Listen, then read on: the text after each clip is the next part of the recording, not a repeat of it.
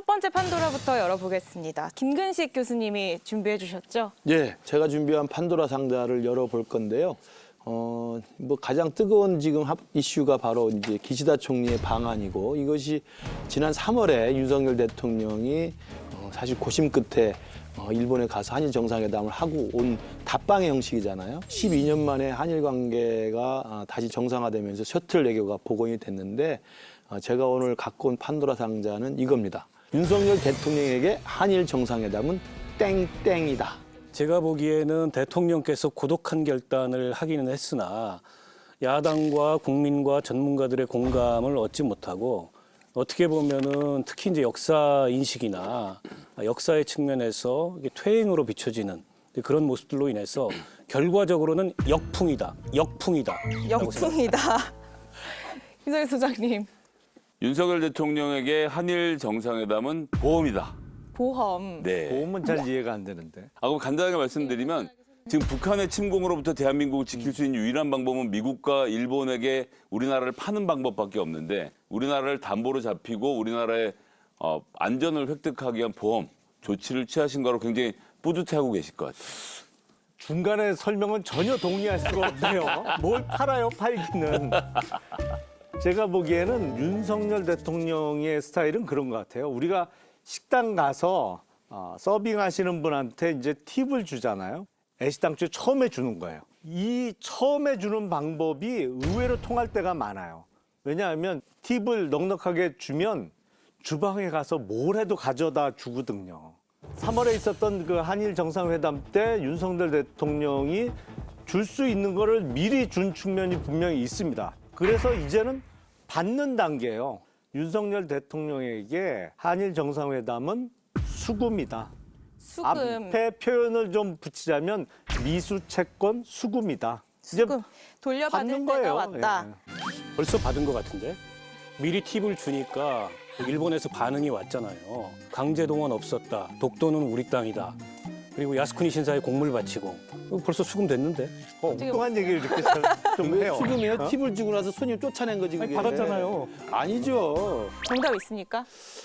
이게 사실은 뭐 정답이 좀 대충 예측이 되는 겁니다만, 윤석열 대통령에게 한일 정상회담은 용기다. 저는 그렇게 용기다. 답을 했습니다. 그러니까 이런 그 역풍이 불 걸 다 알고 있습니다. 그리고 심지어는 우리 김성희 소장님은 나라를 판다고까지 이야기를 하잖아요. 실제로 또 지난 3월 달 한일 정상회담은 지지율이까지 떨어졌어요. 너무 많이 내주고 온 게 아니냐라는 그런 여론의 역풍도 받았기 때문에, 결국 그것은 새로운 시대와 새로운 동북아 질서를 이끌어가야 되는 대한민국의 국가 이익 차원에서는 윤석열 대통령이 당분간, 그러니까 눈앞의 어떤 부작용과 눈앞의 역풍을 감수해라도 그냥 이끌고 가려고 하는 이제 용기라고 생각합니다.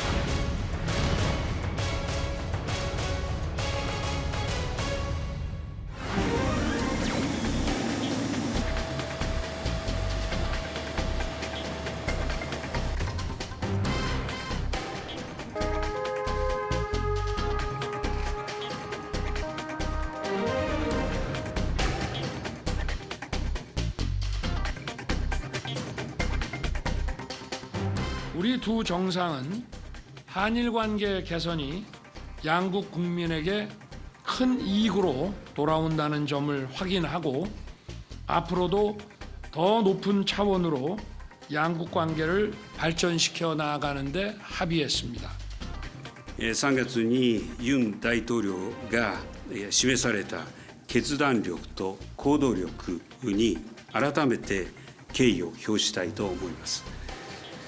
日韓関係の強化にかける強い思いを私も共有しており、今回ユン大統領との連帯を図り、また G7 サミットに向けて忌憚なく意見を交わすべく早い時期の訪問に踏み切りました。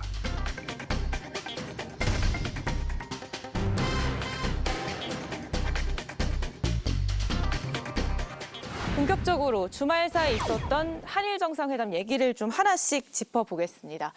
먼저 회담 얘기가 일본에서 먼저 나왔습니다. 일본 언론이 조금 더 적극적으로 이 회담을 알렸는데, 이건 좀 어떤 의미라 보세요? 바이든 대통령이 일본에게 먼저 오더를 내린 걸 봐야 되겠죠. 자, 한국이랑은 얘기해놨으니까 G7 전에 가서 A, B, C 이런 문제를 다 매듭 짓고 와라.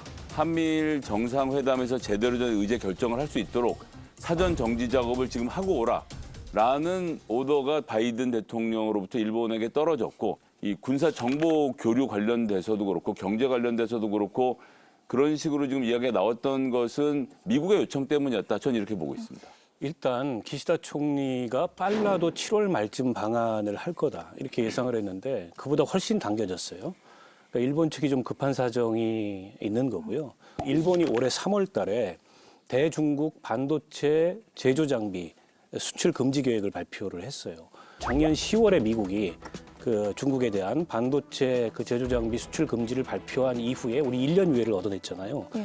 지금 중국 시안에 있는 그 SK 하이닉스 삼성전자 공장에 연간 한 20억 불 정도 반도체 제조 장비를 수출하고 있는데 일본이 우리 쪽에다가 자신들하고 그 수출 금지 시기를 맞추자 이걸 제안할 가능성이 굉장히 높습니다. 그 마이크론이라는 미국 반도체 회사가 이제 중국에서 반도체를 못 팔게 되면 한국 기업도 팔지 말아달라.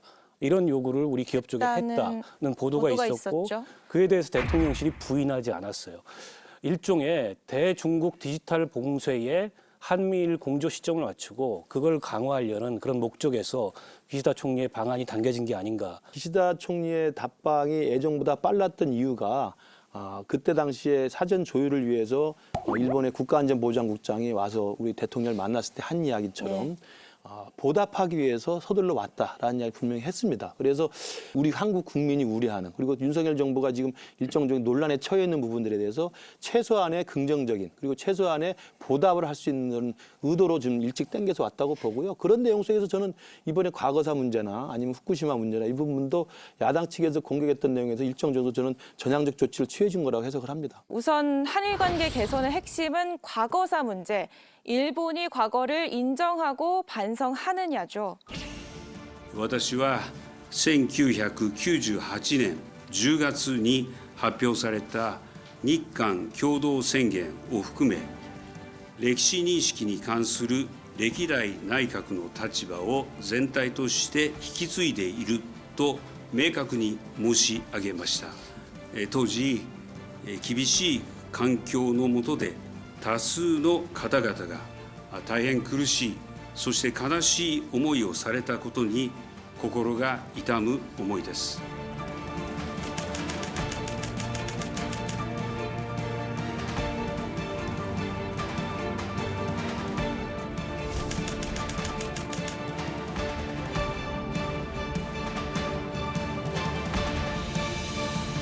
자, 우리 속담에 누울 자리 보고 다리 뻗는다는 말이 있잖아요. 결국 외교는 상대방을 보고 합니다.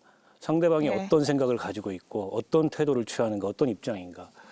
아니 기시다 총리가 과거사 문제에 대해서 진전된 사과나 이런 게 없음에도 불구하고 강제동원 해법이라 그래서 자국민들의 동의도 못 받는 거를 풀어주고 독도 문제라든지 그 양자회담 하면서 그런 얘기 다 했다는 보도들이 계속 일본 언론을 통해서 나오고 가뜩이나 일본 자민당 내 보수파들의 입장은 후대에 부담을 남기지 않기 위해서라도 과거사 문제에 대해 언급을 하지 말아라 이런 입장인데 굳이 와가지고 사과할 이유가 없는 거죠. 야당 측에서는 일본의 어떤 사과가 있더라도 표현이 그전보다 약하지 않느냐 뭐 이런 비판들을 많이 해요. 근데 만날 때마다 통렬한 반성과 사과, 매번 만날 때마다 죽을 죄를 지었습니다. 정말 잘못했습니다라는 사과를 매번 요구하면 만나고 싶겠어요. 부담스럽죠. 만나는 것 자체가. 그렇기 때문에 표현 그대로 받아주는 것이 좋을 것 같습니다. 저는 그 사과를 했다 왜 자꾸 사과를 해야 되느냐. 그 이유는 사과를 한다면 딴짓을 하기 때문이거든요. 그러니까 지금 강제징용이라는 말 자체를 인정하지 않고 있잖아요. 무슨 뭐 제1조선인 노동자 뭐 이런 식으로 굉장히 애매한 표현을 쓰는 데다가 심지어는 교과서에서 강제징용이라는 표현을 다 빼고 있어요. 예전에 그나마 강제로 노동시켰다는 얘기를 집어넣었었는데 그건 왜 저희가 따지냐 하면 후대들에게 똑바로 가르쳐서 그다음부터는 이런 일이 일어나지 않도록 하자는 취지에서 하는 것인데 단적으로 드러나는 것이 군함도 유네스코 등록, 사도광산 유네스코 등록에서 강제징용 사실 아예 다 덮어버리지 않습니까? 저렇게 말하는 사과 자체가 의미가 없으니 자꾸 사과하라는 말이 나오는 상태가 반복되는 것이기 때문에 이것은 일본이 이제는 정말 진지하게 한번 생각해보고 태도를 바꿀 때가 됐다고 생각합니다. 지금 뭐 김성애 소장 말씀하신 것처럼 일본 내 극우 세력이 있습니다. 그리고 일본 내에 역사를 부인하려는 세력들이 있죠. 그런 분들에 대해서는 저희들이 있을 때마다 외교적으로 또는 정치적으로 우리가 요구를 해서 그런 일이 나타나지 않도록 해줘야 되는 것이고요.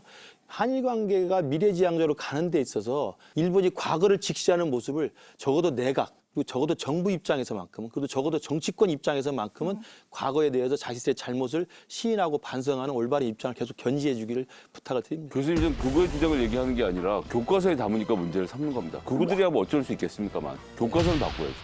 그렇게 하도록 하겠습니다.